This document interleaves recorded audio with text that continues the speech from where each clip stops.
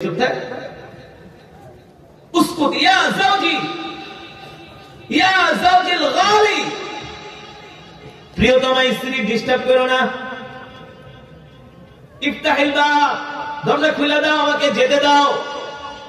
আবু জাহেলের স্ত্রী কম্বল টাইনা ধরছে, কেন না তোমার চরিত্র ভালো না, রাইতের বেলা কই যাও, সি সি সি এভাবে বলে না, আমি ভালো কাজে যাচ্ছি।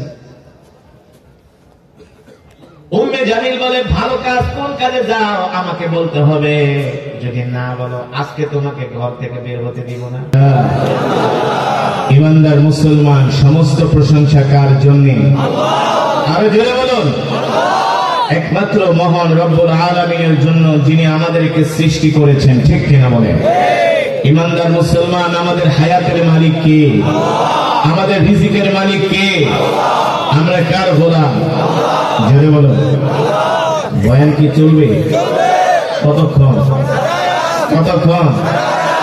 মাত্র 15 থেকে 20 মিনিট বয়ান হবে, কিন্তু একজনও উঠাউঠি করা যাবে না। রাজি আছেন? আমি বুঝি আপনারা কর্মব্যস্ত মানুষ, সকালে অনেকের অফিস আছে না, ফ্যাক্টরিতে যেতে হবে, আমি জানি।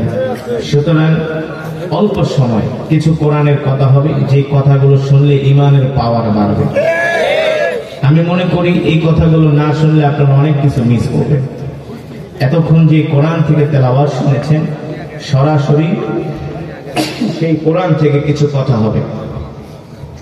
আপনাদের যেমন ব্যস্ততা আছে, আমার ব্যস্ততাও কিন্তু কম না, বুঝতে পারছেন?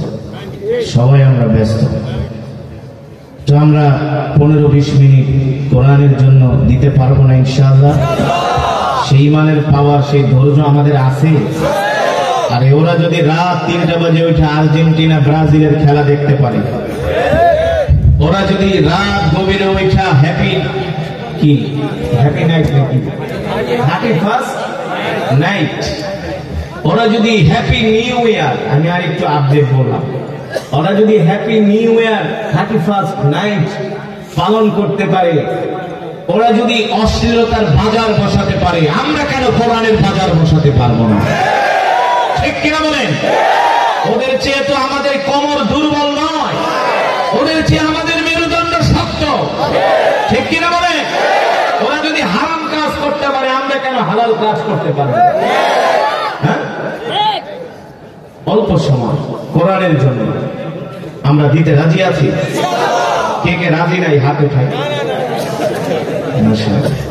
আপনারা অনেক সচেতন, আমি দেখলাম আপনাদের ইমানের পাওয়ার বাড়ছে নাকি কমছে? আসলেই বাড়ছে, কারণ ওয়াইদা তুলিয়াত আলাইহিম আয়াতুহু যাদাতুহুম ঈমানা, কোরআন শুনলে ঈমান বেড়ে যায়।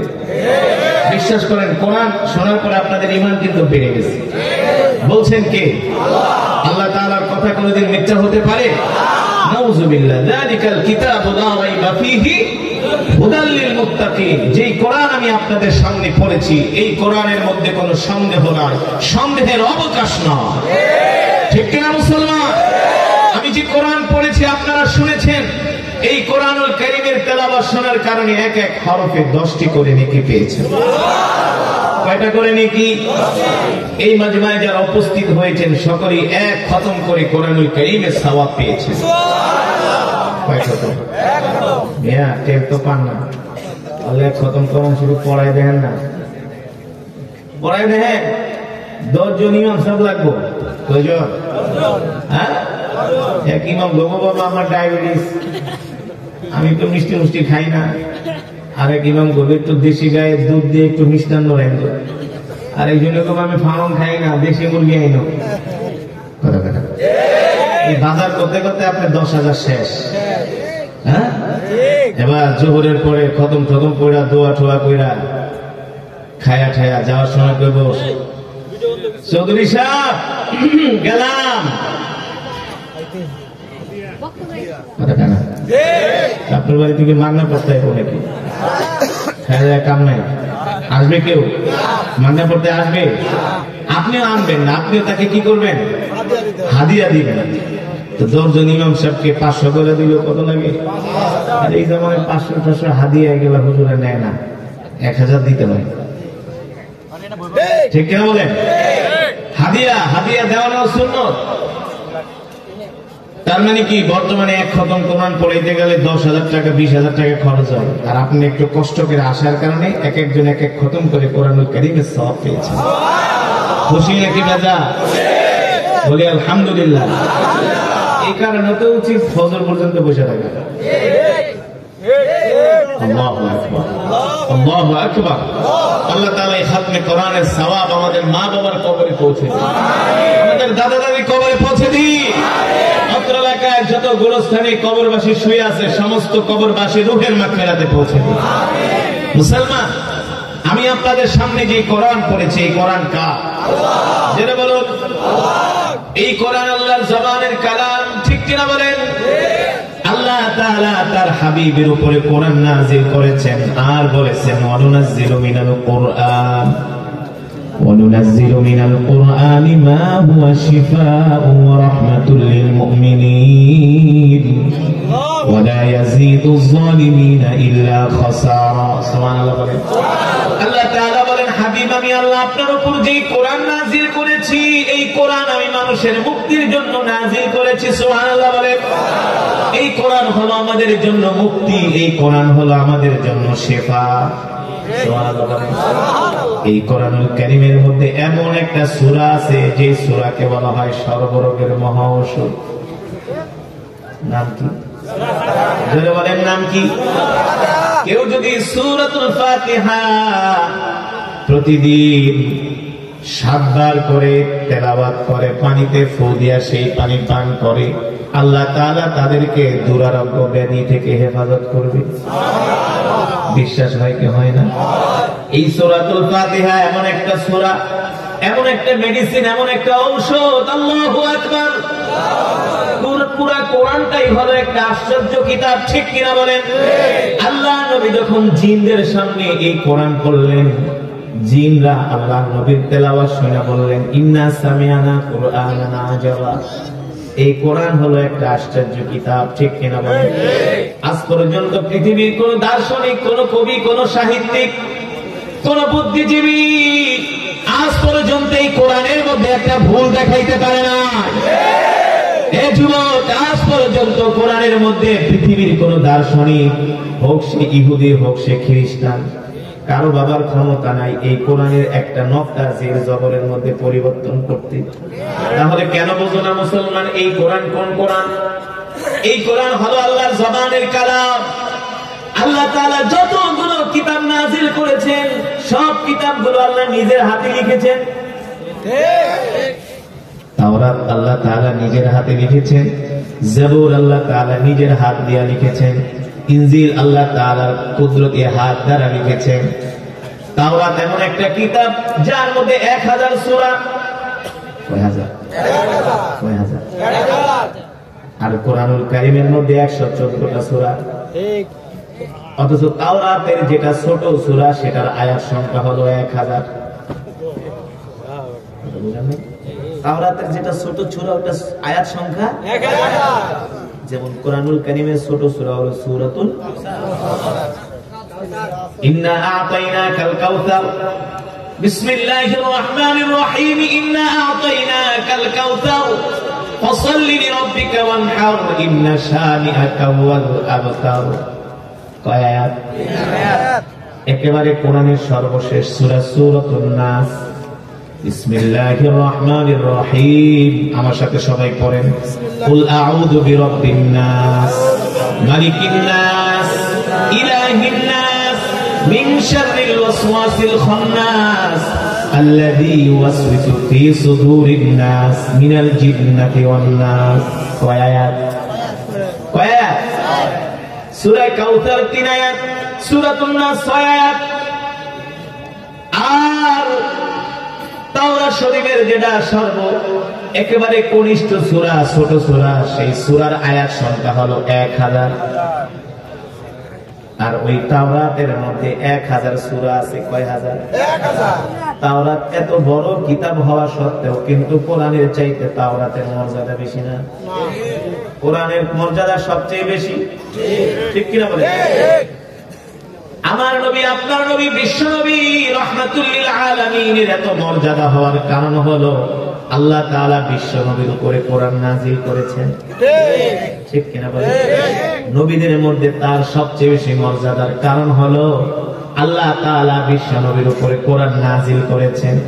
আর সব পয়গম্বরদের উম্মতদের মধ্য থেকে আমাদের সবচেয়ে বেশি মর্যাদা হওয়ার কারণ আমরাই সবার আগে জান্নাতে যাব। বলেন সুবহানাল্লাহ। আমাদের এত মর্যাদা হওয়ার কারণ হলো আল্লাহ তাআলা আমাদের নবীর উপরে নাযিল করেছেন কোরআন, আর সেই কোরআন আমরা পাওয়ার কারণে আমাদের মর্যাদাও বেড়ে গেছে। এই কোরআন এমন এক কিতাব, এই কোরআনকে যদি কেউ ভালোবাসে, কোরআন বলে আল কুরআন হুজ্জাতুল লাকা ওয়া আলাইকা। এ মানুষ, দুনিয়ার জমিনে যদি তুমি কোরআনকে ভালোবাসো, আমি কোরআন আল্লাহর আদালতে তোমার জন্য সুপারিশ করব, যাতে আল্লাহ তাআলা তোমাকে জান্নাত দিয়ে দেয়। সুবহানাল্লাহ। আর যদি তুমি আমাকে ভালো না বাসো, আমার বিরোধিতা করো, আমি কোরআন হাসরের ময়দানে আল্লাহর আদালতে তোমার বিরুদ্ধে মামলা দায়ের করব। ঠিক কিনা বলেন? তার মানে কোরআনকে ভালোবাসলে জান্নাত পাওয়া যায়, আর কোরআনকে ভালো না বাসলে জাহান্নামে যেতে হয়। ঠিক কিনা বলে? আল্লাহ রাসূলের হাদিস, তালাবুল ইলমি ফরিদাতুন আলা কুল্লি মুসলিম। কোরআনুল কারীম শিক্ষা করা প্রত্যেকটা মুসলমানের উপরে ফরজ, পুরুষ এবং নারী উভয়ের উপরে ফরজ। এবার মুসলমান, আপনি নিজেরটা নিজে প্রশ্ন করেন, আপনি কি কোরআন পড়তে জানেন কি জানেন না? সমাজের কত পার্সেন্ট মানুষ কোরআন পড়তে পারে? আলেমরা সারা সমাজের 2% মানুষও সহি করে কোরআন পড়তে পারে না। কি মনে করছেন? ফেরেশতাদের মায়ের একটাও মাটিতে পড়বো না, ফেরেশতাদের মায়ের পিটানি একটাও মাটিতে পড়বো না। নিয়ে কোরআন পড়তে পারেন না, কোরআন শুনতেও আসেন না। এই সমাজে কিছু মুসলমান আছে যারা আবু জেহেলের চেয়ে নিকৃষ্ট, যারা নিজেরা কোরআন পড়তে পারে না, কোরআন শুনতেও আসে না। আল্লাহ নবী যখন মক্কার জমিনে কোরআন পড়তেন, দিনের বেলা আবু জেহেলরাই কোরআনের বিরোধিতা করত। 144 জারি করেছিল কেউ যাতে মুহাম্মদের কোরআন তেলাওয়াত শুনতে যেতে না পারে। বাইতুল্লাহ অভ্যন্তরে, বাইতুল্লাহর প্রান্তরে কাফেরেরা বৈঠকে বসলো, একটা আইন করো, কেউ যাতে মুহাম্মদের কোরআন শুনতে না যায়। আরে অথচ এই কোরআন এমন কোরআন, যে কোরআনের তেলাওয়াত শুনে কাফেররা পর্যন্ত মুসলমান হয়ে গেছে। ঠিক কিনা বলেন? হয়েছে না? আবু জেহেলরা মিটিং এ বসলো যাতে মুহাম্মদের কোরআন শুনতে কেউ না আসে। কি করা যায়, কি করা যায়? আবু জেহেল বলল, কেউ যদি মুহাম্মদের কোরআন শুনতে যায় তাকে চরম ভাবে শাস্তি দেওয়া হবে, পানিশমেন্ট দেওয়া হবে, জেল করা হবে, জরিমানা করা হবে তার জন্য। আবু জেহেল আইন করলো, আবু লাহাব আইন করলো, উতবা সাইবারা আইন করলো, কেউ যাতে মুহাম্মদের কোরআন শুনতে না যায়। এই আইন করে তারা রাত্রবেলা বাড়িতে চলে গেল। আল্লাহর নবী রাত 3টা বাজে বাইতুল্লাহে তাহাজ্জুদের মধ্যে কোরআন পড়ে। সুবহানাল্লাহ বলেন। আবু জেহেল ঘরের দিকে তাকায়, দেখে রাত 2টা বাজে, এখন তো মুহাম্মদের কোরআনের শো শুরু হয়ে যাবে। আরে আপনারা তো মিয়া রাত 12টা বাজে কোরআনের মাহফিলে বসতে চান না। কি আর শীত, আরবের শীত গুলো একেবারে হাড্ডির মধ্যে বসে যায়, জানেন? বাংলাদেশে আর কি শীত, আরবের ঠান্ডা হাড্ডির মধ্যে বসে যায়। এত ঠান্ডা, তাও 1450 বছর আগের কথা। সিরাতের কিতাবের মধ্যে আসছে আবু জেহেল 1টা না 2টা না 3টা কম্বল পেঁচাইছে। কয়টা? 3টা। এ মুসলমান, এই কথা শোনার পরেও যদি তোমার আকল না হয়, কোরআনের প্রতি ভালোবাসা না আসে, তাহলে বুঝতে হবে তোমাকে শয়তানে ধরছে। ঠিক কিনা বলেন? আবু জেহেল 1টা না 2টা না 3টা কম্বল পেঁচায়া আল্লাহ নবীর তেলাওয়াত শোনার জন্য বাইতুল্লাহে আসবে, ঘড়ির দিকে তাকায় 2টা বেজে গেছে। কিন্তু সমস্যা হলো আবু জেহেলের স্ত্রীর নাম হলো উম্মে জামিল। নাম কি? উম্মে জামিল ছিল মহিলা টাইপের নেত্রী। বাংলাদেশে কিছু মহিলা টাইপের নেত্রী আছে না? ও যে পুরুষদের আগে আগে স্লোগান দেয় না, দেখবেন সব দলের মধ্যে আছে, শুধু হুজুরদের দল বাদ ছাড়া। মহিলা নেত্রী আছে না? এই মহিলা নেত্রী টাইপের মহিলা ছিল উম্মে জামিল, আবু জেহেলের স্ত্রী। আবু জেহেল প্রতিদিন চুরি করে পালায়া পালায়া আল্লাহ নবীর তেলাওয়াত শুনতে চলে যায়। উম্মে জামিল ঘুম থেকে উঠে আবু জেহেলকে পায় না। এবার উম্মে জামিল মনে মনে কয়, আজকে রাত্রে আবু জেহেল তুমি কোথায় যাও, আমি তোমাকে ধরবো। এবার উম্মে জামিল ঘুমানোর ভান ধরছে।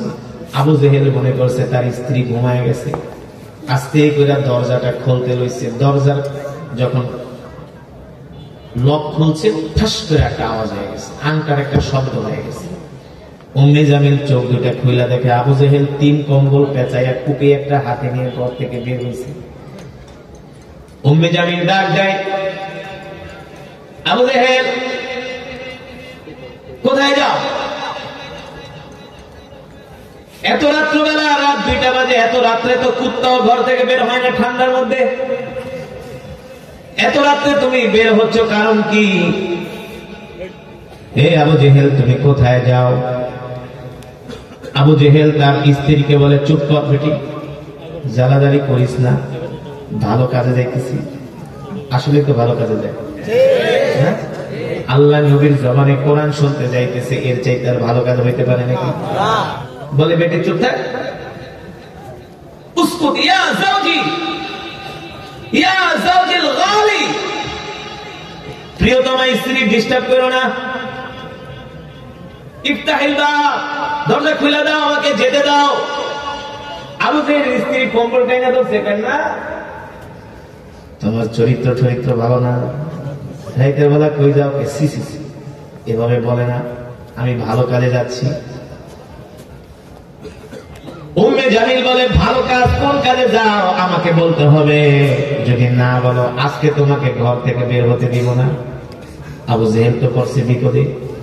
এইদিকে তো আল্লাহর নবী কোরআনুল কারীমের তেলাওয়াতের শো শেষ হয়ে যাবে, তাহাজ্জুদের সময় আর কতক্ষণই থাকে, বুঝলেন? আবু জেহেল পাগল পাড়া হয়ে গেছে, কিভাবে ঘর থেকে বের হওয়া যায়? আবু জেহেলের স্ত্রী ছাড়ে না। এক পর্যায়ে আবু জেহেল বলে, তুমি আমাকে যেতে দাও। উম্মে জামিল বলে, আমি যেতে দিব না। আবু জেহেল বলে, আমি কোথায় যাই তোমাকে বলতে পারি, তুমি আর আমি ছাড়া এই কথা মক্কার কোন মানুষকে বলবা না। যদি বলো প্রিয়তমা স্ত্রী, আগামীকাল সকালে মক্কার মানুষের মায়ের একটাও মাটিতে পড়বো না। তাইলে কিন্তু তোমার আবু জেহেলের নেতাগিরি থাকবে না, নেতৃত্ব থাকবে না। উম্মে জামিল বলে, ঠিক আছে কোথায় যাও বলো আমাকে। আবু জেহেল বলে, শোনো, আমরা আজকে বাইতুল্লাহর প্রাঙ্গণে বসে মিটিং করেছি, যাতে মুহাম্মদের কোরআন তেলাওয়াত কেউ শুনতে যেতে না পারে।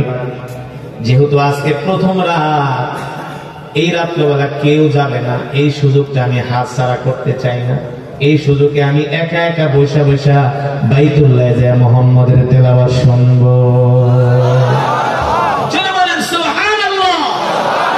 এই কোরআন হলো আল্লাহর জবানের কালাম, যে কোরআনের তেলাওয়াত শুনলে পাথরের মতো হৃদয়টা মোমের মতো গলে যায়, ঠিক কিনা বলে? এই যে কাতারে বিশ্বকাপ ফুটবল খেলা হলো, এই বিশ্বকাপ উদ্বোধনীতে সূরাতুর রহমানের তেলাওয়াত হয়েছিল। সেই তেলাওয়াত শুনে ফিফার ওয়েবসাইট, কাতারের ওয়েবসাইট, তারা লিখেছে ওই তেলাওয়াত শোনার পরে 800-র মতো অমুসলিম কালেমা পড়ে মুসলমান হয়েছে। মুসলমানদের সংস্কৃতি দেখে, ঐতিহ্য দেখে, মুসলমানের কোরআন দেখে, মুসলমানের সৌন্দর্য দেখে তারা কালেমা পড়ে মুসলমান হয়েছে। এটা 1450 বছর আগের কথা না, এখনো অনেক কাফেররা কালেমা পড়ে মুসলমান হচ্ছে, ঠিক কিনা বলেন? ঠিক না? ও মুসলমান, এই কোরআনের তেলাওয়াত শুনলে কত কাট্টা কাফেররা পর্যন্ত আল্লাহ রাসূলের কাছে মাথা নত করেছে। খাত্তাবের ছেলে ওমর, যে ওমর ছিলেন কাট্টা কাফের, যিনি আল্লাহ রাসূলের কল্লা কাটার জন্য আসছিলেন না, আল্লাহ নবীর কল্লা কাটার জন্য আসছিলেন ওমর। এই কোরআনের তেলাওয়াত শুনে হযরত ওমর কালেমা পড়ে মুসলমান হয়েছে। আল্লাহু আকবার, জোরে বলেন আল্লাহু আকবার। 2017 সনের ঘটনা, আমি মালয়েশিয়াতে গিয়েছিলাম। মালয়েশিয়ার স্বাধীনতা দিবস, যাকে বলা হয় মারদেকা। নাম কি? আমাদের দেশে বলা হয় স্বাধীনতা দিবস, ইন্ডিপেন্ডেন্ট ডে। আর মালয়েশিয়ার স্বাধীনতা দিবসের নাম হলো মারদেকা। ওরা ওদের স্বাধীনতা দিবসে প্রতি বছর পৃথিবীর বিভিন্ন দেশ থেকে কারি সাহেব এনে কোরআন তেলাওয়াতের মাহফিল করে। মালয়েশিয়ার বড় বড় দৃষ্টিনন্দন মসজিদগুলোতে কোরআন তেলাওয়াতের মাহফিল করে। আমি 2 বছর গিয়েছি। কুয়ালালামপুরের একটা মসজিদ, নাম হলো মসজিদে জামেক। নাম কি? মসজিদে জামেক। যারা মালয়েশিয়া ঘুরতে যায় ওই মসজিদে একত্র নামাজ পড়বে। মসজিদে জামেক এত সুন্দর মসজিদ, আপনার ঢুকলে আর বের হতে মন চায় না, এত দৃষ্টিনন্দন। এই মসজিদে জামেকে আমার প্রোগ্রাম। আসরের নামাজের পরে আমার নাম ঘোষণা করা হলো। আমি কোরআনুল কারীম থেকে তেলাওয়াত করতেছি। দেখি অসংখ্য চাইনিজ, আমেরিকান, ইউরোপিয়ান, পাশ্চাত্যের অনেক খ্রিস্টান ছেলেমেয়েরা তারা মসজিদের, আপনারা যেমন দাঁড়ায় আছেন, তারা মসজিদের আমিনার পাশে দাঁড়ায় আছে। আয়েশা বলতেছে আমাদেরকে ঢুকতে দাও, এন্ট্রি দাও। মসজিদ কমিটি বলতেছে তোমরা অমুসলিম, তোমাদের গায়ে পোশাক নাই। ওই দেশের মেয়েরা তো, আমেরিকা ইউরোপের মেয়েরা তো আর আমাদের দেশের মেয়েদের মতো পোশাক পরে না, পুরা শরীর অর্ধনগ্ন। বলে এই অবস্থায় তো মসজিদে ঢোকা যাবে না। তো ওই সব দেশের মসজিদে আলাদা ইউনিফর্ম থেকে বোরকা ঢোকে। ওই ইউনিফর্ম গুলো পরে পরে ওরা ঢোকে, ঢোকে ভিজিট করে, ঘুরে মুসলমানের ইতিহাস ঐতিহ্য দেখে। পরে বলতেছে আমাদেরকে ঢুকতে দাও, বলে ইউনিফর্ম শেষ। দেখতেছি অনেক মহিলারা ব্যাগ থেকে ওদের বস্ত্রগুলো বের করে বুক ঢাকতেছে, মাথা ঢাকতেছে, ঢেকে ওরা ঢুকতেছে। ঢুইকা মসজিদের আঙ্গিনায় দাঁড়া, মসজিদের বারান্দায় বসে বসে তেলাওয়াত শুনতেছে। অসংখ্য, অগণিত। তো আমার যখন প্রোগ্রাম শেষ হলো, আমি দেখি অনেক অমুসলিম। আমি জিজ্ঞেস করলাম ওদেরকে কি ইনভাইট করা হয়েছে? বলে না। ওরা তেলাওয়াত শুনে কোরআনের সুরের মূর্ছনায় আবেগ আপ্লুত হয়ে ওরা মসজিদে প্রবেশ করেছে। এই কোরআন এমন এক কিতাব, যত বড় কাট্টা কাফেরের সামনে পড়েন দেখবেন ওদের মাথা নত হয়ে যাবে কোরআনের কাছে। ঠিক কিনা বলেন? এই কোরআনের তেলাওয়াত শুনে কত মুসলিম বড় বড় খেলোয়াড়, কত নায়ক নায়িকা, গায়ক গায়িকারা মুসলমান হয়েছে। হ্যাঁ, কত বড় বড় খ্রিস্টান পণ্ডিতরা কালেমা পড়ে মুসলমান হয়েছে। কিন্তু আজ পর্যন্ত ইতিহাস দেখাইতে পারবেন যে হিন্দুদের ধর্মগ্রন্থ শুনা, খ্রিস্টানদের ইহুদিদের ধর্মগ্রন্থ শুনা কোন মুসলমান ওদের ধর্ম গ্রহণ করছে? ইম্পসিবল, প্রশ্নে আসে না। যদিও 2-1 কুলাঙ্গার মুসলমান ধর্ম পরিবর্তন করে, সেটা করে অ্যাফেয়ারের কারণে, সম্পর্কের কারণে। কিন্তু ওদের ধর্মের প্রতি আসক্ত হয়ে, ধর্মীয় কিতাবের প্রতি আসক্ত হয়ে কখনো কোন মুসলমান অমুসলিম ধর্ম, অন্যান্য ধর্ম গ্রহণ করে নাই, একমাত্র ইসলাম ছাড়া। ঠিক কিনা? মুসলমান। এবার আবু জেহেল তার স্ত্রীকে বলতেছে উম্মে জামিল, ডিস্টার্ব করো না, ঘরের দরজা খুলে দাও, ইফতাহিল বাব, আমাকে যেতে দাও। উম্মে জামিল বলে আবু জেহেল তুমি কোথায় যাবা, সত্য করে বলো। আবু জেহেল বলে উম্মে জামিল আমি মুহাম্মদের কোরআন শোনার জন্য যাব। সুবহানাল্লাহ, সুবহানাল্লাহ। উম্মে জামিল বলে তুমি যদি মুহাম্মদের কোরআন শুনতে যাও, আমি গেলে সমস্যা কি? আমিও তো মুহাম্মদের কোরআন তেলাওয়াতকে ভালোবাসি। আরে আল্লাহর নবীর কোরআনের তেলাওয়াতকে কেন ভালোবাসবে না? আল্লাহর নবী হলেন রাহমাতুল লিল আলামিন। নবীজির চেহারা দেখলে তো সব কাফেররা কাইত হয়ে যেত। এত সুন্দর করে আল্লাহ তাআলা আমার নবীকে বানাইছে, এত সুন্দর করে আল্লাহ তাআলা পৃথিবীর কোন মানুষকে বানায় নাই। ঠিক কিনা বলেন? পৃথিবীর যত সৌন্দর্য আছে সব আল্লাহ তাআলা আমার নবীকে দান করছে। সুবহানাল্লাহ। মক্কার কাফেররা আল্লাহ নবীর চেহারা দেখে তো পাগল হয়ে যেত। এবার চিন্তা করেন আল্লাহ তাআলা নবীকে কেমন একটা কণ্ঠ দিছিল, যে কণ্ঠের সুর শুনে মক্কার কাফেররা পাগল হয়ে গেছে। আল্লাহু আকবার। উম্মে জামিল বলে, আবু জেহেল, আমি তোমার স্ত্রী, তোমার প্রিয়তমা, আমি মক্কার কোন মানুষকে বলবো না, তুমি আমাকে সাথে করে নিয়ে যাও, আমিও মুহাম্মদের কোরআন শুনতে যাব। এবার আবু জেহেল উম্মে জামিল বলে, তাইলে ভালো করে হাত মুখ ঢাক, বোরকা পরবি না, চোখ ঢাক, মুখ ঢাক, মহিলা মানুষ, একে আমি যাই, আবার তুই যদি সাথে যাস মক্কার মানুষ জানতে পারলে পিঠের চামড়া থাকবে না। বোরকা পর, ভালো করে হাত পাও ঢাক। উম্মে জামিল এবার কম্বল দিয়া তার চোখ ঢাকতেছে, মুখ ঢাকতেছে, বুঝলেন, কেউ যাতে উম্মে জামিলকে না চিনে।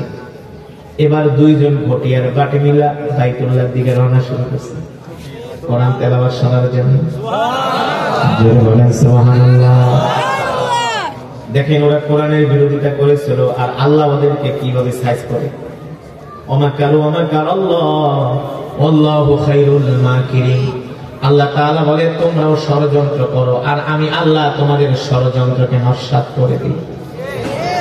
তোমরা কৌশল করো, আর আমার আল্লাহর কৌশল হলো উত্তম কৌশল, ঠিক কিনা বলে। এবার আবু জেহেল তার স্ত্রী দুইজনে মিলা বাইতুল্লাহর পাশে যায়, বাইতুল্লাহর দেয়ালের সাথে ট্যাগ দিয়া বসে বসে কোরআন শুনতেছে। কোরআন শুনতে শুনতে দুইজনে ঘুমায় গেছে। গভীর রাত, বুঝলেন না, দুইজন ঘুমায় গেছে। এবার ঘুমাইতেছে ঘুমাইতেছে, হঠাৎ করে সকালবেলা সূর্যটা যায় আবু জেহেলের কপালের উপরে পড়ছে। সকালবেলা সূর্য পড়লে কেমন হয়, গরম লাগে না? হঠাৎ করে তীরের সূর্যের আলো, আবু জেহেল চোখ মিলা তাকায় দেখে, মনে করছে বাড়িতে ঘুমাইতেছে, আসলে তো বাইতুল্লাহর সাথে, বাইতুল্লাহর পাশে দেওয়ালের সাথে পিঠ লাগায় ঘুমাইতেছে। এবার আবু জেহেল তার স্ত্রী উম্মে জামিলকে বলে, মহিলা তাড়াতাড়ি ওঠ, দৌড় মার, মক্কার মানুষ জানতে পারলে আমারেও মারবো, তোরেও মারবো। দুইজনে দৌড় শুরু করছে। উম্মে জামিলের কম্বল একটা ভুলে রাখা গেছে, মহিলা মানুষ তো একটু, বুঝলেন, মহিলা মানুষ তো তাড়াহুড়ার কাজ পারে না, তাড়াহুড়া করতে গেলেই ভেজা। কম্বল একটা থুয়ে দৌড় মারছে। ওইদিকে ছোট ছোট নেতারা কয়, আজকে তো আবু জেহেল আসবে না, আমরা ওই সুযোগটা কাজে লাগাই। উতবা, সাইবা, আবু লাহাব সবাই আসছে, এক একজন এক এক কোনায় বসছে। এবার যখন দৌড় শুরু করছে, এক একজন এক এক রাস্তা দিয়া আল্লাহর কৌশল চৌরাস্তায় যায়, সবাই সবার মুখোমুখি হয়ে গেছে। আবু লাহাব কয়, আবু জেহেল কই গেছিলা? আবু জেহেলকে, তুমি কই গেছিলা? আমাদের সাথে মেম সাহেব নিয়েছি। এবার ভাব খারাপ দিকে আবু লাহাবকে, আবু জেহেল সোজা বাড়িতে যাও, তুমি যেখানে গেছো আমি ওখানে গেছি। সামনে যায় দেখে উতবা সাইবা দুইটা। কিরে তোরা কই গেছিলি? ওস্তাদ, আপনি আইন কইরা, আপনি রক্ষক হইয়া, আপনি রক্ষক হইয়া, আপনি ভক্ষকের কাতারে অবতীর্ণ হয়েছেন। আপনি নিজে আইন করছেন যাতে কেউ মুহাম্মদের কোরআন শুনতে না যায়, আপনি নিজেই তো কোরআন শুনতে গেলেন। আবু জেহেল আর আবু লাহাব এক হয়ে কয়, না, এই কাজ আমরা করি নাই, আমরা গেছিলাম পাহারা দিতে। উতবা সাইবা কয়, প্রমাণ কিন্তু আছে। কয়, কিসের প্রমাণ? কয়, আপনার স্ত্রী উম্মে জামিল কম্বল ফালায় আসছে, এই কম্বল আমাদের কাছে আছে। ওই যে কম্বল একটা ফালাইছে বলে। আবু জেহেল কয়, না, তাহলে আপনার স্ত্রীর কম্বল গায়ে যেটা, ওটার সাথে সিল মিলাই। মক্কার কোষাগার থেকে কম্বল পাইছিলেন, মনে আছে নাকি? সিল লাগানো কম্বল। এবার আবু জেহেল বুদ্ধিমান চালাক মানুষ। আবু জেহেল তো আসল নাম হলো আবাল হেকাম, হেকমতের জ্ঞানের বাবা। চালাক মানুষ তো না, এখানে বেশি পেঁচাল পারলে পরে আশেপাশের মানুষজন শুনলে, বোঝেন নাই, একটা বড় ধরনের পেঁচাল হয়ে গেল, আজকে ইজ্জত দেওয়া ভাগে। আবু জেহেল তার স্ত্রী উম্মে জামিলের আজকে তোরে বাইকটা নিয়ে সাইজ করবো, তুই তো কম্বল ফালাইছিস, দেখে আজকে এই ঘটনা ঘটছে, না তো বাইচে গেছিলাম চাপা চোপা মাইরা, কিন্তু বাঁচতে পারে নাই। আবু জেহেল বুদ্ধিমান মানুষ, বাড়িতে দেয়া চিন্তা করে জিনিসটা ছোট থাকতেই দামা চাপা দেওয়া দরকার, বড় হইলে তো আরো সমস্যা হয়ে যাবে। মক্কার মানুষ জানবো আবু জেহেল আইন করে আবু জেহেল আইন ভঙ্গ করছে।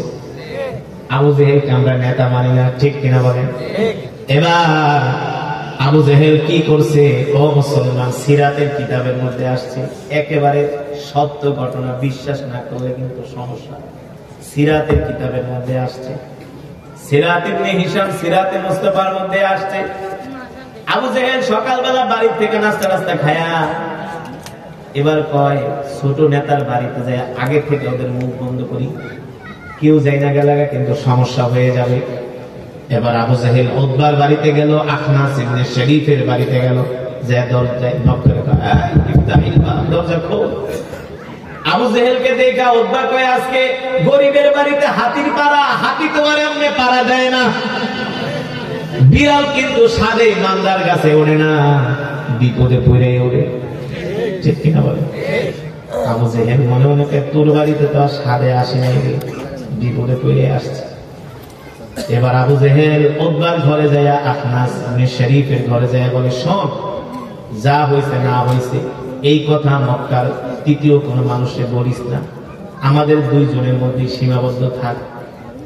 আবু জেহেল এবার আবেগ নিয়ে বলতেছে, সত্যি করে বল, মোহাম্মদ যে কোরআন পড়ে আমরা বলি মোহাম্মদ বানায় বানায় কবিতা পড়ে, আসলে তো এগুলা কবিতা না, আমরা আমাদের বাপ দাদারাও কবি ছিল, আমরাও কবি স্বভাবের মানুষ। মোহাম্মদ যেটা তেলাওয়াত করে এটা কবিতা না, এটা কবিতা না, আমার কাছে মনে হয় এটা হলো আল্লাহর জবানের কালাম। সুবহানাল্লাহ। এবার আখনাস ইবনে শরীফ উতবা সাইবা দুইজন বলে, হ্যাঁ আবু জেহেল আপনি ঠিকই বলছেন, মোহাম্মদ যেটা তেলাওয়াত করে এটা দুনিয়ার কোন মানুষের বানানো কবিতা নয়, এটা হলো আল্লাহর জবানের কালাম। আল্লাহু আকবার, আল্লাহু আকবার। আবু জেহেল বলে, শোনো উতবা সাইবা, মোহাম্মদের বিরোধিতা ঠিকই করি, কিন্তু মোহাম্মদের কোরআন তেলাওয়াত না শুনলে থাকতে পারি না। মুসলমান, এই কোরআন হলো সেই কোরআন যে কোরআনের কথা আল্লাহ কোরআনুল কারীমের মধ্যে বলছেন, ইন্না নাহনু নাযালনা যিকরা ওয়া ইন্না লাহু লাহাফিজুন। আল্লাহ তাআলা বলেন, নবী আমি আল্লাহ আপনার উপর যে কোরআন নাযিল করেছি এই কোরআন হেফাজত করার দায়িত্ব আমি আল্লাহ আমার নিজ কুদরতি হাতে গ্রহণ করেছি। আল্লাহ তাআলা এই কোরআনের হেফাজত করবে, শুধু কোরআনের হেফাজত করবে না, যারা কোরআনের পক্ষে থাকবে আল্লাহ তাআলা তাদেরকেও হেফাজত করবে, ঠিক কিনা বলেন? আল্লাহ কোরআন হেফাজত কিসের মাধ্যমে করবে? আল্লাহ তাআলা কোরআন হেফাজত করবে, আল্লাহ তাআলা নিজেই কোরআনের জিম্মাদারি নিয়েছেন, ঠিক কিনা বলেন? এই কোরআনের মধ্যে কেউ পরিবর্তন করতে পারবে না। দেখেন এই কোরআন এমন একটা কিতাব, একটা মানুষ দুইটা ইংলিশ কবিতা মুখস্থ রাখতে পারে না, বাংলা কবিতা মুখস্থ রাখতে পারে না, কিন্তু আজকের মাহফিল থেকে দুইটা হাফেজে কোরআন পাগড়ি নিয়েছে। ওরা এই কোরআন কিভাবে মুখস্থ করলো? আমিও তো এই কোরআন মুখস্থ করেছি মাত্র 13 মাসে। কত মাসে? 13 মাসে এই কোরআন মুখস্থ করেছি, অনলি 13 মাস। যেদিন লাস্ট সবক দেই সাতপাড়া, আমার আজ পর্যন্ত মনে আছে, সাতপাড়ার দিন আমি 13 পৃষ্ঠা সবক দিয়েছি। এই কোরআন কিভাবে মুখস্থ করা সম্ভব? আল্লাহ নিজে বলছেন, ওয়ালাকাদ ইয়াসসারনাল কুরআনা লিযিকরি ফাহাল মিন মুদ্দাকির। আমি আল্লাহ কোরআনকে মানুষের জন্য সহজ করেছি, নাইলে এই কোরআন কখনো মুখস্থ করা সম্ভব হতো না, ঠিক কি বলেন? আজকে যে হাফেজে কোরআন পাগড়ি নিল, তাদের কত মর্যাদা, কত মর্যাদা, তাদের মা বাবার কত মর্যাদা জানেন? আল্লাহ তাআলা হাসরের ময়দানে বলবেন, ইকরা ওয়ারাত্তিল কামা কুনতা তুরাত্তিলু ফিদ দুনিয়া। এই হাফেজে কোরআন, দুনিয়াতে যেভাবে কোরআন পড়তা এখনো সেভাবে কোরআন পড়ো। হাফেজে কোরআন এক আয়াত পড়বে জান্নাতের এক তলায় উঠবে, আরেক আয়াত পড়বে আরেক তলায় উঠবে। হাফেজে কোরআনদের একেবারে সর্বোচ্চ তালা হবে যেখানে কোরআনের আয়াত শেষ, সেখানে হবে তাদের বাসস্থান। মান ক্বারাআল কুরআন ফাস্তাযহারাহু ফাআহাল্ল হালালাহু ওয়া হাররামা হারামাহু আদখালাহু আল্লাহুল জান্নাহ ওয়া শাফাআহু ফি কুল্লি আশরাতিন মিন আহলি বাইতিহি কুল্লুহুম ক্বাদ ওয়াজাবাত লাহুম নার। আল্লাহু আকবার। যারা এই কোরআন শিখবে, কোরআন অনুযায়ী আমল করবে, সুবহানাল্লাহ বলে, যে কোরআন শিখবে, কোরআন অনুযায়ী আমল করবে, হালালকে হালাল মনে করবে, হারামকে হারাম মনে করবে, এই কোরআন অনুযায়ী তার জীবনটাকে সাজাবে, আল্লাহর কোরআন হাসরের ময়দানে তাদের জন্য সুপারিশ করবে, তাদের জন্য জান্নাত ওয়াজিব হয়ে যাবে। আল্লাহু আকবার বলেন। এই কারণে মুসলমান, আসুন আমরা নিজেরাও কোরআন শিখি, আমাদের সন্তানদেরকে কোরআন শেখাই। আজকে যে নুরানি তালিমুল কোরআন মাদ্রাসার উদ্যোগে মাহফিল, এই মাদ্রাসায় আপনারা আপনাদের সন্তানদেরকে ভর্তি করান, হাফেজ বানান, আলেম বানান। এখন প্রয়োজন বাংলাদেশের অনেক ভালো ভালো এডুকেটেড ফ্যামিলিরা তারা তাদের সন্তানদেরকে এখন মাদ্রাসায় পড়াচ্ছে, আলেম বানাচ্ছে, হাফেজ বানাচ্ছে। কারণ স্কুল কলেজের 6-7 এর ছেলে এলাকা এখন ওপেন সিগারেট, ঠিক কিনা বলে? এলাকায় এলাকায় কিশোর গ্যাং তৈরি হয়েছে, এক একজনের বয়স মাত্র 15-16, 6-7 পরে তারা কিশোর গ্যাং হয়ে গেছে। তাদের পকেটে গাঁজার পোটলা পাওয়া যায়, সিগারেটের প্যাকেট পাওয়া যায়। মিথ্যা বলছি? মিথ্যা বলছি? আমি আমার এলাকার একটা স্কুলে প্রতিদিন হাঁটি। দুপুরবেলা একদিন গেছি হাঁটতে, দেখি 6-7 এর পোলা 4-5টা মিলা, স্কুল বন্ধ, মাঠের এক কোণায় বসে বিড়ি থাকে। কোথায় আছে সমাজ, কোথায় গেছে? কিন্তু কোন মাদ্রাসার ছাত্ররা বিড়ি টানতে দেখছেন? গাঁজা খেতে দেখছেন? দেখবেন না। আপনাদের সাথে কোনো বেয়াদবিও করবেন, আপনাদের দেখলে সালাম দিবে, ঠিক কিনা বলেন? আপনাদেরকে সম্মান করবে। এই কারণে আমাদের সন্তানদেরকে সুসন্তান বানানোর জন্য মাদ্রাসার শিক্ষার কোনো বিকল্প নয়। আমরা আমাদের সন্তানদেরকে মাদ্রাসায় ভর্তি করাবো, আলেম বানাবো, নিজেও কোরআন শিখবো, কোরআন অনুযায়ী আমাদের জিন্দেগিটাকে গড়ে তুলবো। আল্লাহ তাআলা আমাদের সকলকে তৌফিক দান করুন। এই মাহফিল, এই মাজমাকে আল্লাহ তাআলা কিয়ামত পর্যন্ত কবুল করুন বলে আমিন।